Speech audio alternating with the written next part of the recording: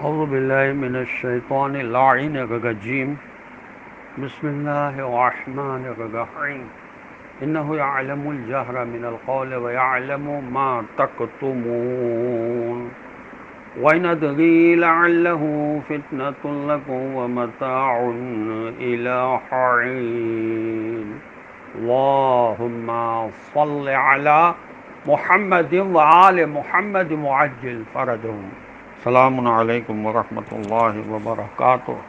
اللہ تبارک و تعالیٰ کا شکر ہے کہ میں نے سورہ انبیاء جو قرآن مجید کا 21 نمبر کا سورہ ہے اس کی 2 آیات کی تلاوت کا شرف حاصل کیا،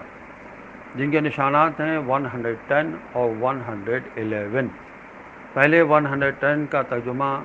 سماعت فرمائیے، اور وہ یہ ہے کہ اور وہ بلند آواز سے کہی جانے والی باتوں کو بھی یقیناً جانتا ہے اور انہیں بھی جانتا ہے جنہیں تم پوشیدہ رکھتے ہو. اذا آیت نمبر 111 کا ترجمہ یہ ہے، اور میں نہیں جانتا شاید اس عذاب کی تاخیر میں تمہاری آزمائش ہے اور ایک مدت تک سامان زیست ہے. اللہ تعالیٰ کو علم ہے مشرکین اسلام کے بارے میں جس موقف کا اظہار اور استہزاء کرتے ہیں،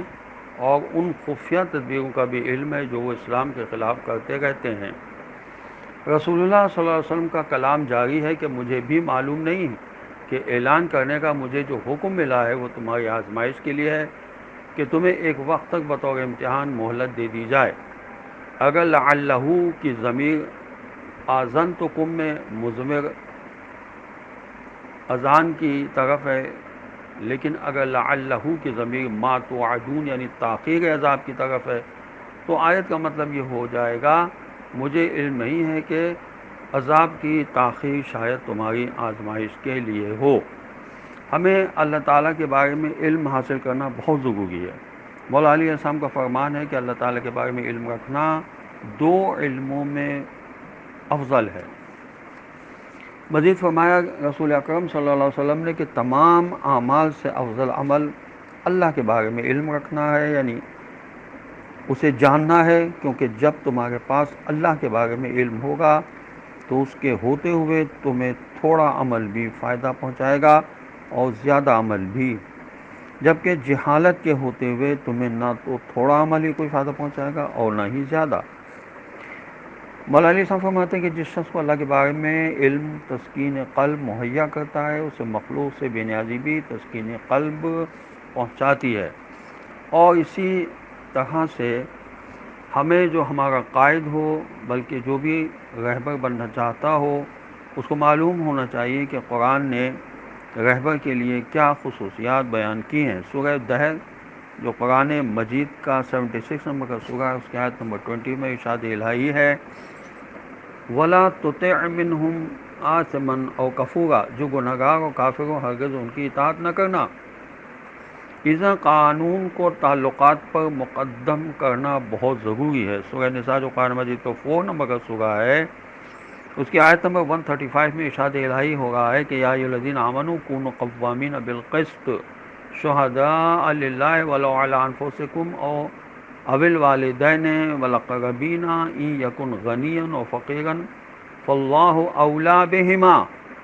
اے ایمان لانے والوں عدالت کے ساتھ انصاف پر قائم رہنا، خدا کے لیے گواہی دو اگر اپنی ذات یا تمہارے والدین اور رشتہ داروں کے خلاف ہی کیوں نہ ہو، اور جس کے لیے گواہی دینا چاہے وہ غنی ہو یا فقیر، خدا دونوں کے لیے تم سے بہتر ہے. سورہ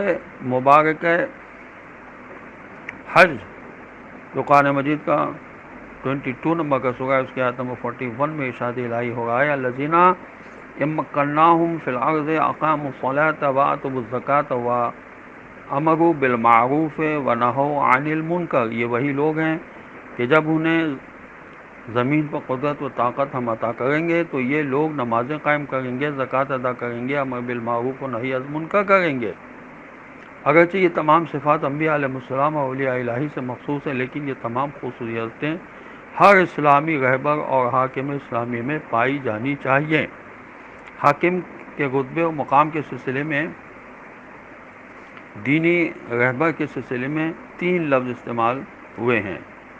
الف خیمے کا ستون. حضرت امام رضا علیہ الصلاۃ والسلام فرماتے ہیں کہ کیا جانتے ہو کہ دینی رہبر اور حاکم کی مثال اس ستون کی ہے جو خیمے کے بیچ میں ہوتا ہے۔ اسی طرح مدار آسیہ، یہ مولا علی صاحب نے اس اصطلاح کو استعمال کیا کہ بے شک حکومت کی نسبت میں یہ منزلت وہی ہے جو چکی کے بیچ میں ایک محور و مدار کی ہوتی ہے، جس کی چاروں طرف یہ پیسنے والا پتھر چکر کاٹتا ہے، مجھ سے سیلاب علم منشعب ہوتا ہے، مجھ تک کوئی پرندہ پر نہیں مار سکتا۔ مولا علی السلام کا ارشاد ہے کہ رہبر اور امام کا مقام اس دھاگے کی مانند ہے جو دانوں کو ایک دوسرے سے جوڑتا ہے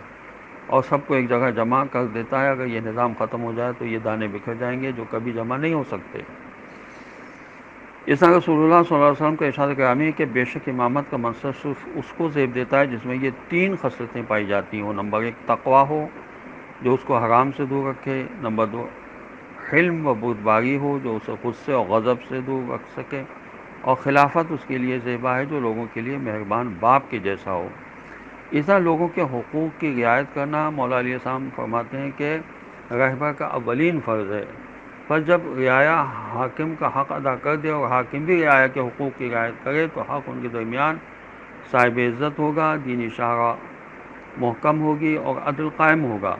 سنت جاری ہوگی، زمانہ صالح ہوگا، اور عدالت کی نشانی یہ ہے کہ عدل قابل قبول ہو تو اس کی روشنی میں سنتوں کا اجرا ہوگا، بس اس کے ذریعے زمانہ نیک ہو جائے گا، اور حکومت کی بقا کا تو امیدوار ہونا ہی چاہیے، اس لیے کہ جب حکومت کی بقا کی امید ہوگی تو دشمنان دین بھی مایوس ہوں گے۔ السلام علیکم ورحمۃ اللہ وبرکاتہ۔